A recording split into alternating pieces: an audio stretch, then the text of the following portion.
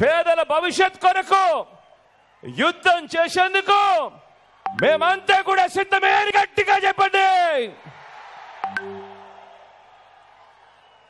ఇది విశ్వసనీయతకు మోసానికి మధ్య జరుగుతా ఉన్న యుద్ధం. ప్రతి ఒక్కరూ కూడా ప్రతి ఇంటికి వెళ్ళి చెప్పండి, వాలంటీర్లు మళ్ళీ ఇంటికి రావాలన్నా, పేదవాడి భవిష్యత్ మారాలన్నా, పథకాలన్నీ కొనసాగాలన్నా, లంచాలు వివక్ష లేని పాలన జరగాలన్నా, మన పిల్లల చదువులు బడులు బాగుపడాలన్నా, మన వ్యవసాయం మన హాస్పిటళ్లు మెరుగుపడాలన్నా ప్రతి ఒక్కరూ కూడా ఫ్యాన్ గుర్తు మీద 2 ఓట్లు వేయాలి.